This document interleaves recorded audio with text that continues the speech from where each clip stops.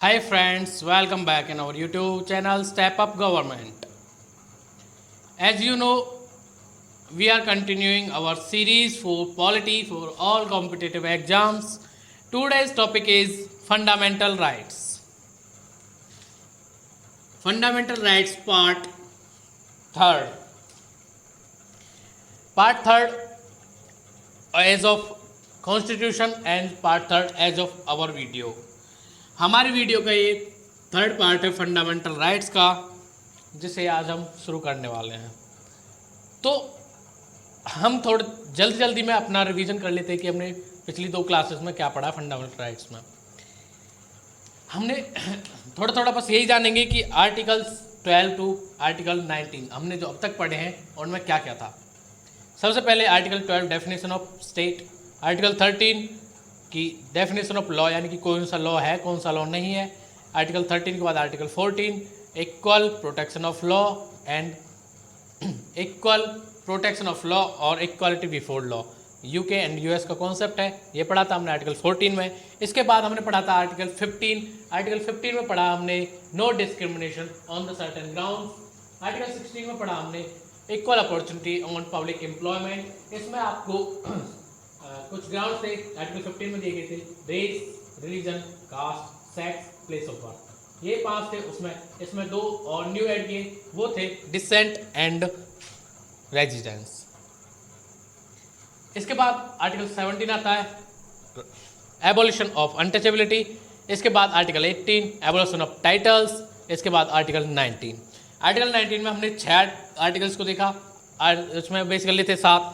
Right to property यानी कि article 19(1) का एफ जो था वो रिपील कर दिया गया 44th अमेंडमेंट एक्ट 1978 के जरिए। तो अभी हमारे पास ये थे आर्टिकल 19 में 6 राइट्स, 6 वो थे। आर्टिकल 19(1) का A freedom of speech and expression, article 19(1) का B freedom of assembly, article 19(1) का सी फ्रीडम ऑफ एसोसिएशन। इसके बाद आर्टिकल 19 का d freedom of movement, article 19 का e freedom of residence, article 19 f मैंने बताया था राइट टू प्रॉपर्टी जो कि रिपील कर दिया है। अभी हमारे आर्टिकल 300 ए का जो कि हमारे कॉन्स्टिट्यूशन का पार्ट 12 है उसमें ये मेंशन है, इसमें मेंशन है कि ये अब हमारा लीगल राइट बन चुका है। तो ये थे हमारे आर्टिकल्स 19 इसके बाद एक और रह गया आर्टिकल 19 का जी, जो कि आर्टिकल 19 जी है, वो है right to freedom of profession. ये थे हमारे फंडामेंटल राइट्स जो हमने अपनी पिछली क्लासेस में अब हमने कवर किए हैं। इसके बाद आते हैं आर्टिकल जो कि फ्रीडम राइट टू फ्रीडम के पार्ट है, आर्टिकल 19 टू आर्टिकल 22। इसमें हम पढ़ते हैं अभी आर्टिकल 19 हमने पढ़ लिया, आर्टिकल 20 पे अब हम आ गए हैं, तो आर्टिकल 20 को हम शुरू करते हैं। आर्टिकल 20 को शुरू करने से पहले हम जानते हैं आर्टिकल 21 क्या है। आर्टिकल 21 हमसे कहता क्या है? आर्टिकल 21 कहता है कि no person shall be deprived, no person shall be deprived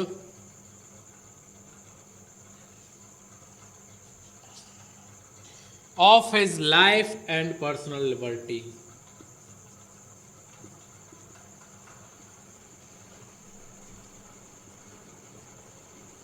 personal liberty जो हमारे कॉन्स्टिट्यूशन में मेंशन है वो है ये procedure established by law, procedure established by law, ये थोड़ा शॉर्ट में लिखते हैं। तो ये हमें बस याद रखना है और कोरिलेट करना है आर्टिकल 21 को 20 एंड 22 से। तो ये है हमारा आर्टिकल 21। अब बात करते हैं, अब आते हैं हम अपने आर्टिकल 20 के ऊपर। आर्टिकल 20 बेसिकली आर्टिकल 20 है क्या? Conviction of law. जो आर्टिकल 20 है वो हमें बताता है कन्विक्शन ऑफ लॉ के बारे में। इसके अंदर 3 चीज़ें मेंशन है। वो कौन कौन सी 3 चीज़ें हैं, पहले हम जान लेते हैं कि वो 3 चीज़ें हैं कौन कौन सी।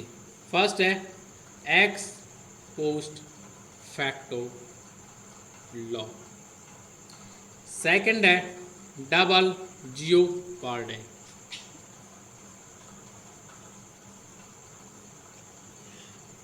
एंड जो थर्ड है वो है नो सेल्फ इंक्रिमिनेशन।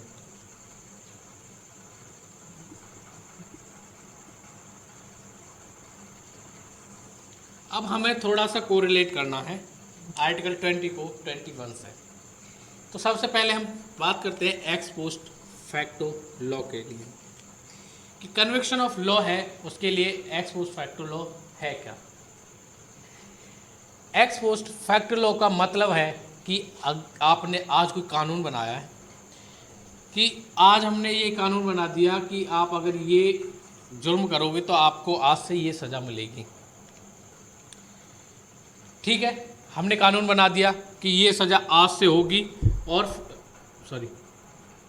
प्रेजेंट में होगी और फ्यूचर में होगी, यानी कि आज से और फ्यूचर में आपको अगर ये आपने कोई भी गुनाह किया तो इसकी पर्टिकुलर सज़ा ये होगी। हाँ, हमने मान लिया कि आपने लॉ बना दिया।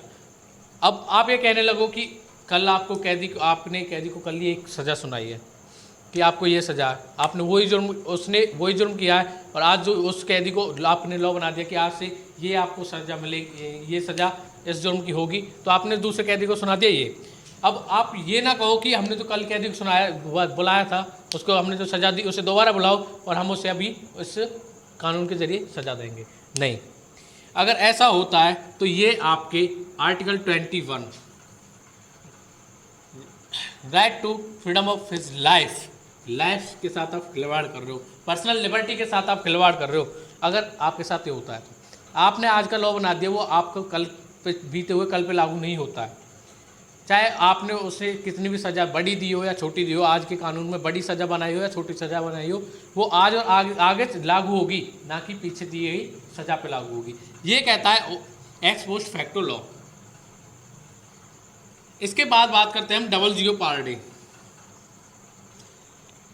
डबल जियोपार्डी का मतलब क्या होता है कि आपने कर दिए 7 खून कर दिए और एक खून की सज़ा है 7 साल की। मान के चलिए कि 7 साल सज़ा दे दी उसे एक खून की। अब उसने 7 खून किए तो आपको ये थोड़ी ना कि आपने 7 खून किए तो 7 गुना 7 करके 49 साल की आपको सज़ा दी जाएगी कि आपने कोई भी एक जुर्म किया उसकी दोबारा आपको वही सज़ा सेम नहीं मिलेगी। इसका मतलब होता है, सिंपल मतलब है कि डबल जियोपार्डी नहीं होगी, किसी भी एक जुर्म की दोबारा से सज़ा नहीं दी जाएगी। ये कहता है एक सिंपल सा वर्ड डबल जियोपार्डी का।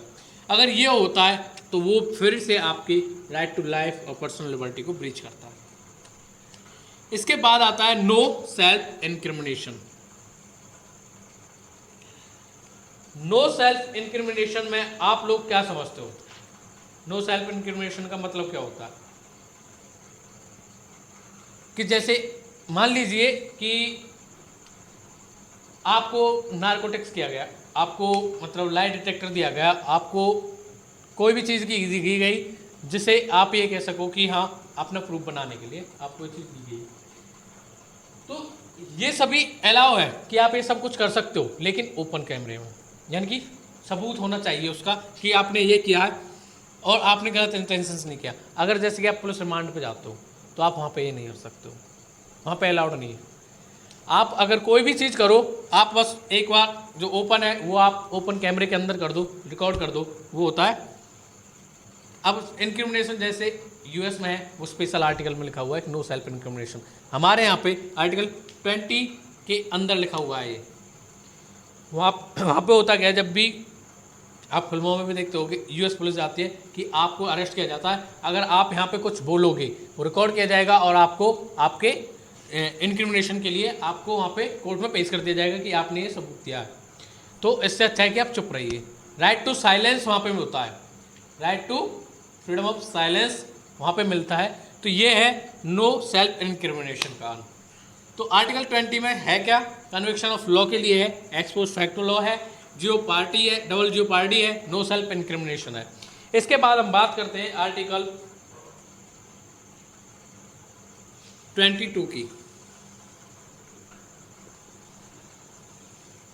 आर्टिकल 22 जो कि बेसिकली है अरेस्ट एंड डिटेंशन के लिए।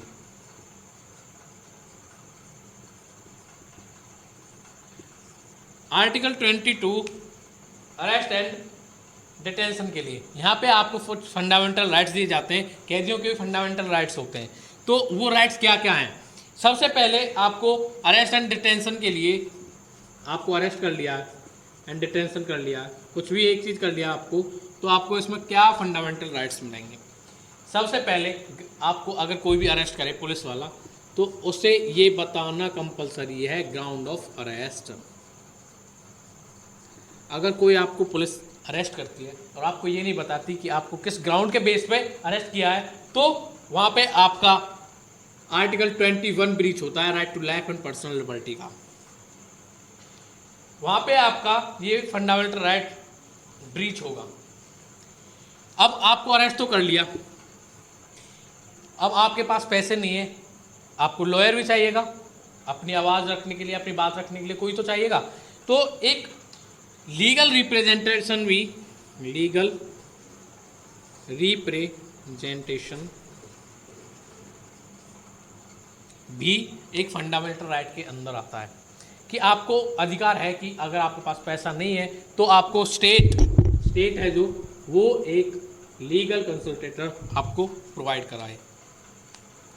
State will provide you a legal consultator. इसके बाद एक और आता है कि आपको 24 आवर के अंदर अंदर मजिस्ट्रेट को सामने उस कैदी को ले जाना पड़ेगा जिसे आपने अरेस्ट किया है। बस आने जाने का टाइम इसमें से हटा के बाकी 24 घंटे के अंदर अंदर आपको उसे वहाँ पे पहुँचाना पड़ेगा। टाइम को अलग से लगाइए कि आने जाने का जो टाइम होगा वो अलग से होगा। तो आप यहाँ पे अभी कोरिलेट कर सकते हो आर्टिकल 20, 21 और 22 को। आप समझ चुके होंगे कि मैंने आर्टिकल 21 पहले क्यों बताया कि no person shall be deprived of his life and personal liberty, कि किसी भी व्यक्ति के लाइफ के साथ कोई भी खिलवाड़ नहीं किया जाएगा। अगर किया जाएगा तो वो आर्टिकल 21 का ब्रीच कहलाएगा, वायलेशन कहलाएगा। तो आर्टिकल 21 से रिलेट करता है, आर्टिकल 21 से रिलेट करता है। तो आप ये समझ सकते हो कि हमारे जो आर्टिकल 21 है वो हमारे कॉन्स्टिट्यूशन का बेडरॉक, फंडामेंटल राइट्स का बेडरॉक आर्टिकल इसे कहते हैं, आर्टिकल 21 को, right to life and personal liberty. तो अभी ये हमने डिस्कस किया है आर्टिकल 20, 21 एंड 22 को। अभी हम बात करते हैं, हमने जो आर्टिकल 21 में बात की थी कि आर्टिकल 21 में हमने बोला था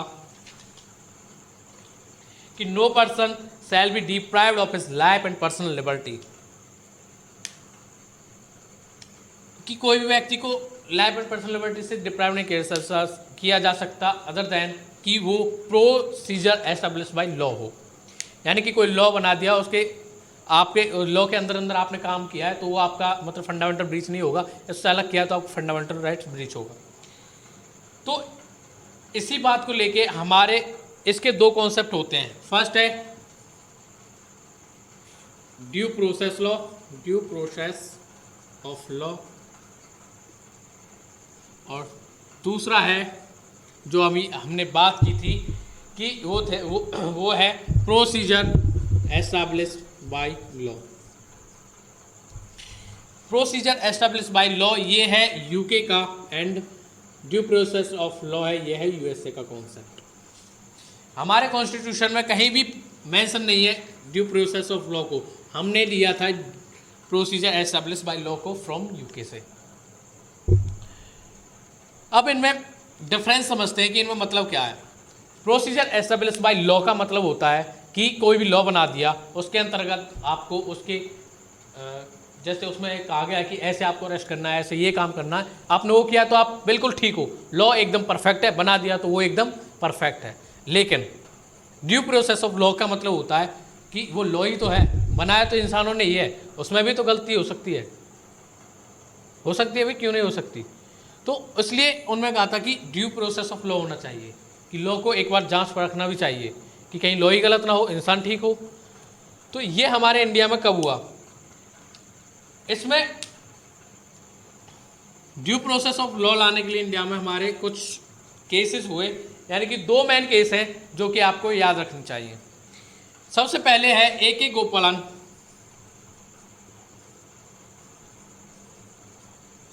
ए.के. गोपालन केस 1978 का। ए.के. गोपालन केस में, सॉरी 1978 का नहीं है, डेट तो मतलब कंफर्म नहीं है मुझे, फिर भी ये याद रखो कि ए.के. गोपालन केस है। इसके दौरान हमारे सुप्रीम कोर्ट ने रूल किया कि उन्होंने कहा कि अगर कोई भी अरेस्ट करता है प्रोसीजर एस्टेब्लिश बाय लॉ के साथ, तो वो एकदम परफेक्ट है, आप उसे चैलेंज नहीं कर सकते, बिल्कुल परफेक्ट है। उन्होंने लॉ के हिसाब से आपको अरेस्ट किया, उन्होंने सब काम किया। लेकिन यहाँ पे एक चेंज आता है, जब एक केस आता है thanks to Maneka Gandhi case, Maneka Gandhi case 1978, ये है 1978 का। इसमें ये एक एयरपोर्ट पे जाती हैं, वहाँ पे इनका जो पासपोर्ट है उसे सीज कर लिया जाता है, लेकिन इन्हें बताया नहीं जाता कि ये क्यों किया है। ये सीज कर लिया जाता है लेकिन बताया नहीं जाता कि इनका पासपोर्ट क्यों सीज किया है, और ये किया गया कि पासपोर्ट एक्ट के जरिए किया गया कि आपके पासपोर्ट सीज कर दिया गया, लेकिन वहाँ पे बताया नहीं कि ये सीज क्यों किया। तो ये सुप्रीम कोर्ट गई, वहाँ पे जानने की कोशिश की कि ये मुझे इन्होंने किया, इन्होंने अपने प्रोसीजर एस्टेब्लिश बाय लॉ के जरिए, यानी कि पासपोर्ट एक्ट के जरिए इन्होंने मेरे पासपोर्ट को सीज किया है, मुझे कोई प्रॉब्लम, लेकिन इन्होंने मुझे रेस्ट्रिक्शन, इन्होंने नहीं बताया कि इन्होंने ये क्यों किया है। They don't tell me why they do this, why seize my passport. तो इसके बाद सुप्रीम कोर्ट ने कहा सही है कि मतलब आप लोगों ने ये क्यों नहीं बताया कि मतलब आपने इसका क्यों पासपोर्ट सीज किया, इन्होंने इनका क्यों पासपोर्ट सीज किया, क्यों नहीं बताया आपने। तो वहाँ पे जो भी रीज़न दिए और वो अपना क्लियर नहीं कर पाए। तो इसके बाद तो सुप्रीम कोर्ट ने कहा सही है कि कोई ज़रूरी नहीं कि जो भी आपने एक्ट बना दिया, कोई लॉ बना दिया, वो बिल्कुल परफेक्ट हो। तो यहाँ पे पहली बार हमारे यहाँ पे कॉन्सेप्ट आया ड्यू प्रोसेस ऑफ लॉ, यानी कि यूएस वर्जन। ये हमारे कॉन्स्टिट्यूशन में कहीं भी मेंशन नहीं है, अभी भी मेंशन नहीं, पहले भी मेंशन नहीं था, लेकिन हमारे यहाँ पे दोनों चीज़ें मिलती हैं, ड्यू प्रोसेस ऑफ लॉ भी मिलता है, प्रोसीजर एस्टेब्लिश बाय लॉ भी मिलता है। तो ये थी कुछ कहानी इसकी।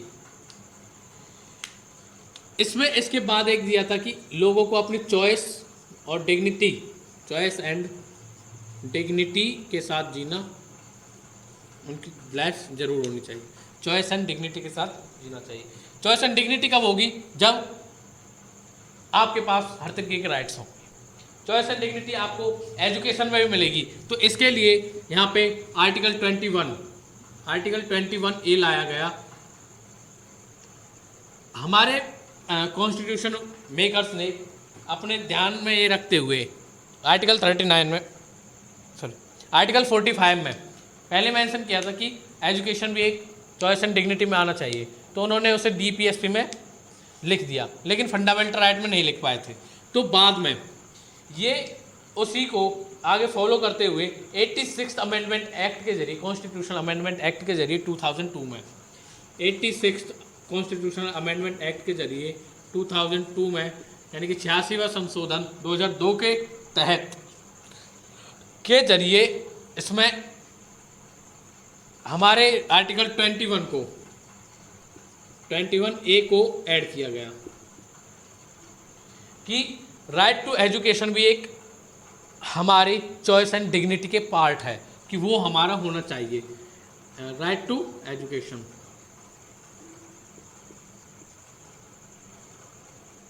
चॉइस एंड डिग्निटी का पार्ट है, वो होना चाहिए, ये ज़रूरी है। तो ये हुआ हमारा article 21A, right to education का। इसके बाद हमारा आता है, अब हमने बात तो कर ली कि अरेस्ट एंड डिटेंशन वाले आर्टिकल में, तो डिटेंशन 2 प्रकार का होता है। तो थोड़ा सा हम वो देख लेते हैं, फिर हम अपनी क्लास को ख़त्म करेंगे। तो सबसे पहले रिपीट करते हैं कि हमने आर्टिकल 22 में पढ़ा क्या था, अरेस्ट एंड डिटेंशन का, कि उसमें आपको 24 आवर्स में वहाँ पे होना चाहिए, मजिस्ट्रेट के सामने लीगल रिप्रेजेंटेशन होना चाहिए। लेकिन इसमें डिटेंशन होता है दो प्रकार का, preventive, punitive. Preventive and punitive detention. Punitive मतलब होता है कि आपने कोई भी कांड कर दिया, यानी कि कहीं पे अटैक कर दिया या कुछ कोई भी आपने ऐसा कर दिया कि आपको सज़ा होगी, तो उसके बाद आपके कोई काम होने के बाद आपको अरेस्ट किया जाए, उसे कहते हैं प्यूनिटिव। वर्क कंप्लीट होने के बाद आपको अरेस्ट किया जाए, उसे कहते हैं प्यूनिटिव। लेकिन आपको शक के जरिए में आपको अरेस्ट कर लिया जाए तो उसे कहते हैं हम प्रिवेंटिव, यानी कि शक के जरिए आपको अरेस्ट किया है तो वो हो गया प्रिवेंटिव डिटेंशन। अब प्रिवेंटिव डिटेंशन हो तो गया,